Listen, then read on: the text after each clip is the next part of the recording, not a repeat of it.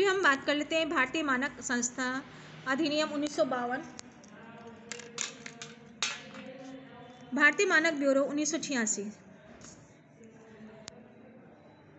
यह देश की एक अति महत्वपूर्ण संस्था है। इसका मुख्य उद्देश्य गुणवत्ता नियंत्रण, पदार्थ के मानक को बनाए रखना। इसके अंतर्गत कई वस्तुएं जैसे खाद्य पदार्थ, पीने का पानी, विद्युत सामग्री, इलेक्ट्रॉनिक वस्तुएं, बर्तन, साइकिल आदि सम्मिलित है। इस अधिनियम के अंतर्गत विभिन्न प्रकार की वस्तुओं का स्तर का क्या होना चाहिए, वस्तु अमुक स्तर की है या नहीं, जांच की जाती है। संस्था निर्धारित स्तर पर वस्तुओं के लिए प्रमाणित चिन्ह ISI प्रदान करती है। संस्था सिर्फ उन्हीं निर्माताओं को चिन्ह अंकित करती है जो लाइसेंस देता है, जो सामान्यतः उपभोक्ता के हितों की रक्षा होती है। मादक पदार्थ, नशीले पदार्थ, इसका उपयोग नहीं किया जाता है।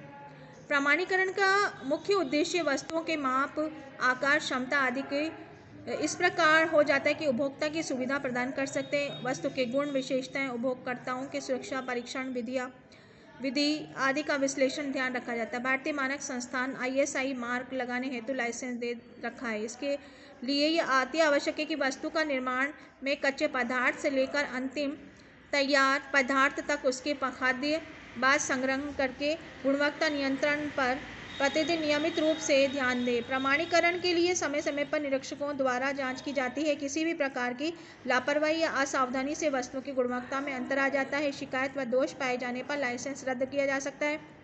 इस अधिनियम इस बात की गारंटी देता है कि यदि ISI प्रमाणित वस्तु में कोई शिकायत या दोष पाया जाता है तो उपभोक्ता को उस वस्तु के व्यापारी द्वारा बदल दी जाएगी। परंतु यदि कोई निर्माता उपभोक्ता को ठगने के लिए नकली ISI चिन्ह का प्रयोग करता है तो कानून द्वारा कठोर दंड दिए जाने का प्रावधान भी है। एकाधिकार नियंत्रण व्यापार अधिनियम 1969, संशोधन वर्ष 1984। बाजार में विक्रेता, उत्पादक, निर्माता का एकाधिकार रोकने के लिए यह अधिनियम भारत सरकार द्वारा 1970 में लागू किया गया। यदि निर्माता किसी वस्तु एक एकाधिकार रखता है तो वह जनता को मनमाना धन वसूलता है। अतः उपभोक्ता के हितों को ध्यान में रखते हुए इस अधिनियम को बनाए रखना ताकि कोई भी विक्रेता, निर्माता, उत्पादक मन के तरीके से उपभोक्ता के पैसे नहीं ऐंठ सके। साथ ही स्वस्थ प्रतियोगिता वाली बाजार स्थापित करना एक महत्वपूर्ण वस्तुओं के लिए विधि निर्माता, विक्रेता, उत्पादक हो तो उपभोक्ताओं को वस्तु के चयन में सुविधा हो। नेक्स्ट है आवश्यक वस्तुएं अधिनियम 1955। इस अधिनियम में सरकार द्वारा उन सभी आवश्यक सामग्री जैसे नमक, शक्कर, अनाज, तेल, कपड़ा, माचिस इत्यादि उत्पादक का वितरण एवं नियंत्रण का प्रावधान है ताकि ये वस्तुएं जिनकी कमी हो उपभोक्ता के लिए निम्न आय वर्ग समूह के आसानी से उचित मूल्य मिल सके। इसके अंतर्गत प्रत्येक वार्ड में राशन की दुकान खोली जाती है जिसका मुख्य उद्देश्य होता है समस्त देश की जनता को आवश्यक उपभोग वस्तुओं के गुण अच्छी किस्म की कीमत मिल सके, कम कीमत पर मिल सके। इसमें व्यापारियों को उन वस्तुओं की मूल्य सूची लगाना अनिवार्य कर दिया है जो सरकार के आवश्यक वस्तु अधिनियम निर्धारित करता है।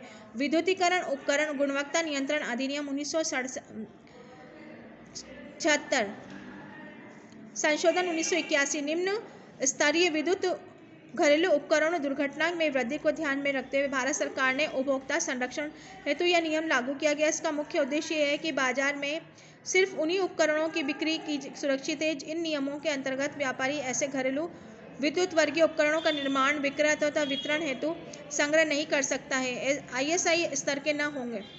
आपने पढ़ा है कि सरकार ने उपभोक्ताओं के संरक्षण के लिए प्रदान करने हेतु विभिन्न कानूनों को नियमों का स्थापना की तथा समय की मांग के साथ उन्हें परिवर्तित किया है। इन कानूनों के रहने पर सोचा था कि उपभोक्ता का शोषण नहीं होगा और उत्पादक और उपभोक्ता के मध्य एक अच्छा सामंजस्य रहेगा।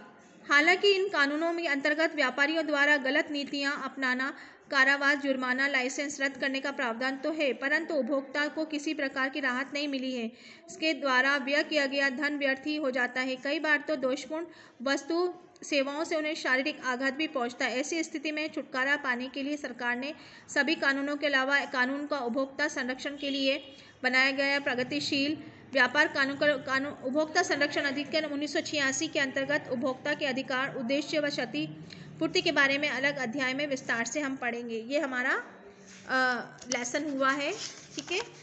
अधिनियम। नेक्स्ट वीडियो में मैं आप लोगों को ये उपभोक्ता संरक्षण अधिनियम 1986 के अंतर्गत ही अधिनियम के क्षेत्र के अंतर्गत ये वाला लेसन लोगे, ठीक है।